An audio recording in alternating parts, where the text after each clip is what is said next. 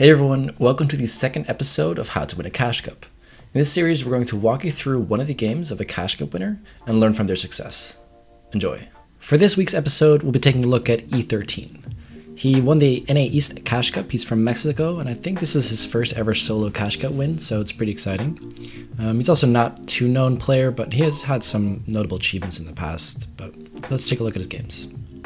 When looking at his games, it's very cool to see how he changed his game plan completely halfway through the Cash Cup. As you can see, it's very kill heavy in the first half and very placement heavy in the second half. Last week, we went through the first game of a Cash Cup winner, so I figured this week we should watch a bit more of a stat game with better players. Let's get into it.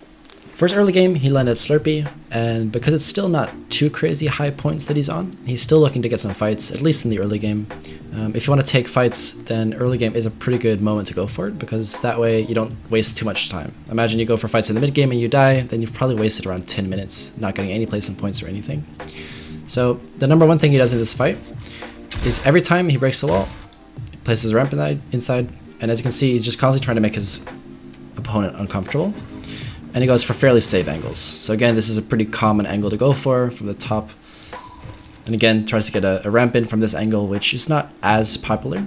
I don't think that many people do that from this angle. I think most people wait for the opponent to edit and then place the ramp. But E13 just tries to make him more uncomfortable.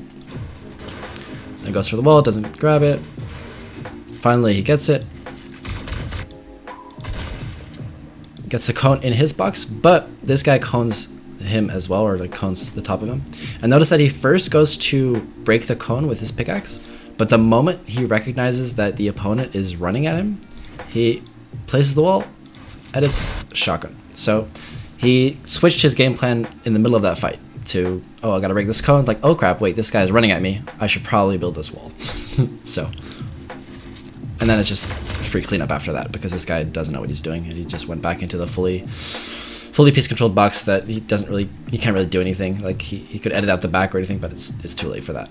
For the second fight he gets into, he basically stalks this opponent for around 30 seconds, and basically just to try to get a full beam off, but sadly he only has 50. 50 is still better than nothing though. And the rest of this fight, it basically starts off with him just trying to deal some damage, not being too worried about piece control or worried about trying to control the fight too much. As see there, once he does have a significant amount of damage off, like he hit him 50 with the AR, or with the pulse rifle I should say, and then another little bit with the pump, that's when he goes in full piece control and trying to box him. Because then it's like, okay, I have a health advantage, I should box you up, and then go for the aim duel. Recognize he's not trying to box him up fully at the start of this fight.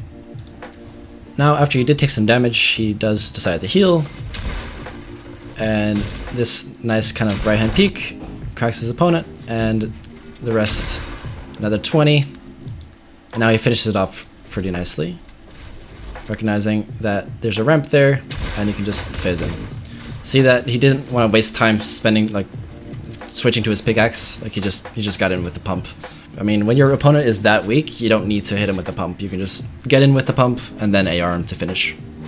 After finishing up the early game and looting up a bit, he decides to third-party a fight in Weeping. And what he does here is something he's done twice this game. He'll do it again, where he will shoot one of the two and then push the other. Now, what this does is it basically makes one back off a bit, at least for a little while, and then he can push the other one freely.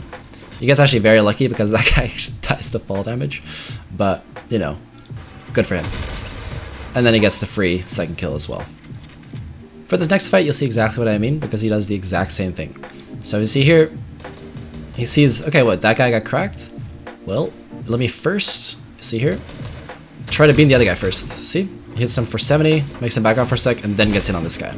Now he misses his shot, gets the wall in the back. If you see, the back wall is his. And just tries to finish off with that. So the reason this was so free is because first he recognized, okay, that guy got cracked, so that could be a free kill. But let me first shoot the other guy and then make him back off. The interesting thing about E13's gameplay is that what I said earlier about his games, his first 4 games were basically pretty W key heavy, and his last 4 games were pretty placement heavy. And when I say pretty, I mean that he had a 2-kill win and a 4-kill win. So the cool thing is that this is kind of an in-between game, where he basically spends his early game just pushing people, and the early mid game as well. And then the second half of the game, he basically just boxes up and chills for the rest of the game. Like, he plays very passive from here on out. Like, he basically doesn't even go for edits. He just sits, gets some tags, but primarily he's just sitting in his box waiting for the end game to happen. Once we're close to getting into endgame, this guy next to him actually gets fully focused. And the reason this guy got focused is because he came in with a car, and you should probably not do that at this point because there's so many people around, and the car basically just blew up and now everyone's just shooting at him. So that's that kill. Now, recognize he's not going for that loot. I mean, that guy just got shot up to pieces and he doesn't really need the loot. But once this zone is done, you'll see that the next zone pulls that direction, and then he actually does go for the loot. So see here, so the number one reason this is possible is because, well, number one, everyone else has to rotate. No one's gonna really try to focus him here. Plus, there are extra mats on the floor, so he can just spend his hards. As you can see here, he just spends a lot of metal because he knows he can get extra. After grabbing all the loot, he recognizes that he has 500 spare wood. So what he does with this wood is he basically just tarps into zone.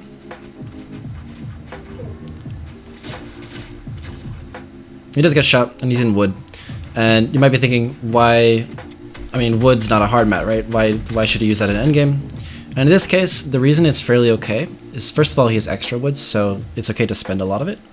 Plus, he has a fully built metal box in the back, so if he does get sprayed or focused here, he can just retreat back into his fully built metal box. People aren't going to keep spraying. This next kill he gets is also kind of nice. What you see here is just kind of great patience.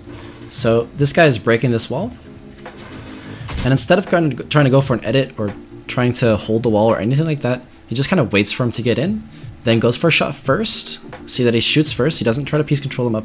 He goes for the shot first to get a damage advantage, or health advantage, I should say.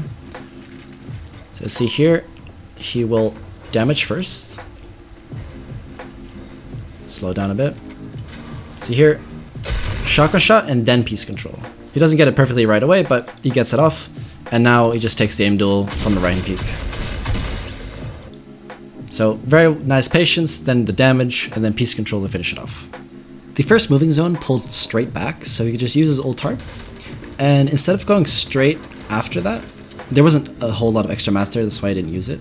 But see here, he recognizes, okay, there's a bunch of extra space, but here there's an old tarp. It's not his, but that's okay, because it's very old, so no one's gonna come here. So he kind of changed his path to kind of use those old builds. Something you'll see E13 do throughout this entire game is use his pulse rifle from a distance, but not ADSing. So what he does, he just sprays like this. And he actually hits quite a lot of shots with it. Once he got into the zone, he basically just looking back and just trying to find some kills. Pretty common idea, just get into the zone, then you have a spare extra kind of like 10 seconds to look for kills, which is what he's doing right now. Gets a nice box. And instead of constantly going for this wall, you'll see that he actually just simply goes around and cleans out the kill like that. This kill actually gave him a launch pad, and he recognizes it and just instantly tries to use it. But see here, he is still careful about it. Like, he looks up first, and then he uses it. Just to make sure he doesn't bump his head or anything.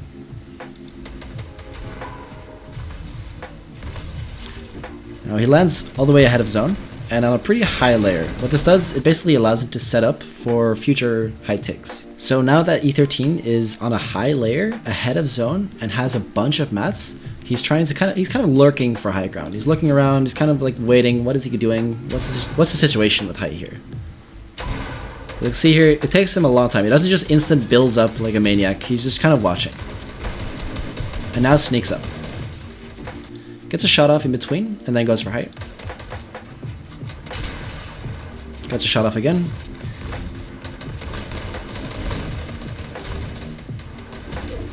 And he just keeps tracking height.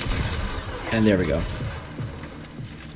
So he went for height once he had good mats, he was on a high layer, and then he didn't instantly go for it. He made sure to watch his opponent, see what was happening, and then kind of snuck up. The rest of the game is mainly just him sitting on height and spraying down, so it's not too interesting. He doesn't go for any extra kills, he just plays it safe.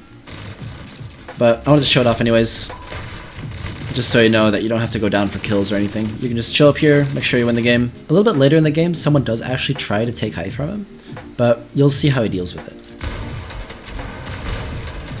Recognize one thing, or actually two things. E13 still has a lot of mats, and there's a very big difference in the way he tries to hold height compared to try to take it from Furious earlier. So when he was trying to take it, he was trying to deal damage a lot in between. And when he's trying to hold it, he basically just tries to build fight and just make sure he doesn't take damage. As you can see here, he just builds a bunch. He doesn't go for shots really, and he just tries to make sure that he can build over the other person. Now, once the other player kind of gave up on the build fight because he noticed that E13 still had a lot of mats, he went down, and he just kind of gets pressured down. To close out the game, he basically just fully waits for zone to close. He has a chug cannon, so he's not too worried about storm, and he knows he can do decent in a heal off, but he kind of combines a heal off with fighting. Like he basically just chug cannons and then goes to look for his opponent. Then he actually gets the final kill. Very nice. So the number one thing I want you to take away from E13 here is how you can really tell by his gameplay how much of a game plan he has, and he sticks to it. So for his first couple of games, he decides to W key, at least until he has mobility. But honestly, he just likes to W key. Like he's a decent fighter. He just goes for kills. But then in his later half of the Cash Cup, it's just full placement. Like he lands somewhere else, and still close to Slurpee, but he basically just kind of has a scuffed loot path, and he just tries to stay alive no matter what. So make sure to have a game plan and stick to it. In this game as well, he just pushed until third zone, and then he just sat in a box for like 2 or 3 zones straight. Alright guys, that's going to be it for me. Good luck in your next Cash Cup, and I'll talk to you on Monday.